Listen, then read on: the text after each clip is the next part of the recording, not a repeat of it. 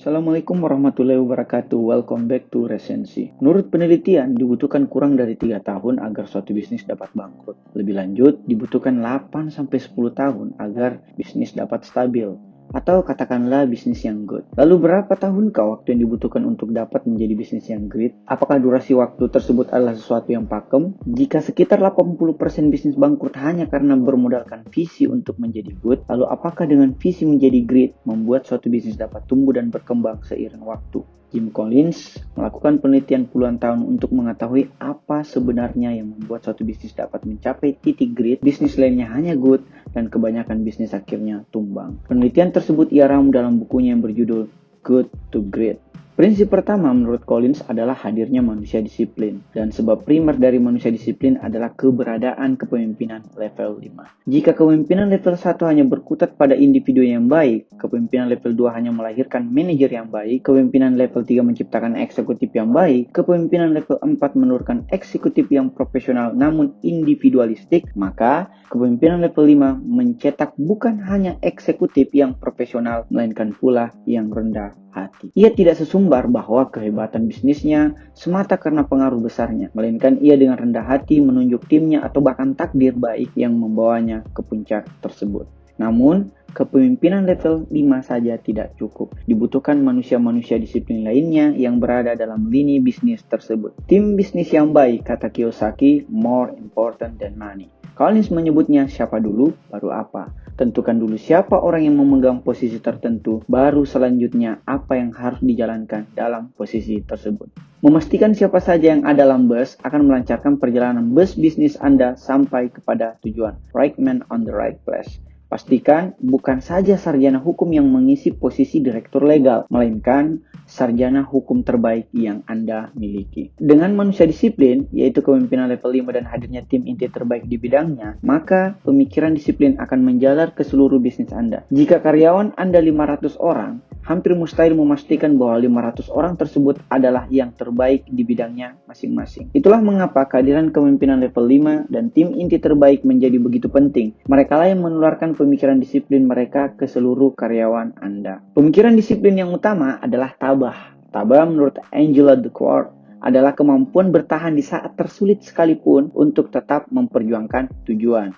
Bisnis yang bangkrut karena diisi bukan saja oleh karyawan yang tidak tabah atau gampang menyerah, tapi diawali oleh tim inti dan pemimpin yang tidak tabah. Bertemu dengan penipu, pasang surut keuangan, ancaman dari saingan, merupakan sesuatu yang menjadi rintangan yang akan dihadapi oleh bisnis Anda. Jika Anda tidak tabah menjalaninya, maka bisnis Anda akan segera tamat. Pemikiran disiplin kedua yang juga tak kalah pentingnya adalah apa yang oleh Collins sebut sebagai konsep landak. Konsep landak adalah sesuatu yang membuat bisnis Anda bukan saja bertahan, melainkan terus berkembang dan menjadi great. Konsep landak merupakan trisula dari passion, perjuangan untuk menjadi yang terbaik di bidangnya, dan model bisnis yang realistis. Maka, dari puluhan bisnis yang oleh Collins kategorikan sebagai bisnis yang great, merupakan bisnis yang telah selesai dengan perjuangan untuk menekuni passion bisnis tersebut, menjadi yang terbaik di bidang bisnis tersebut, dan memiliki model bisnis yang realistis. Bisnis yang telah menekuni passion tapi tidak menjadi yang terbaik di bidangnya, meskipun memiliki model bisnis yang realistis, akan berakhir menjadi bisnis yang good saja. Bisnis yang telah menekuni passion, menjadi yang terbaik di bidangnya, namun tidak memiliki model bisnis yang realistis, bukanlah bisnis sungguhan. Ia lebih kepada yayasan amal atau barangkali bisnis utopis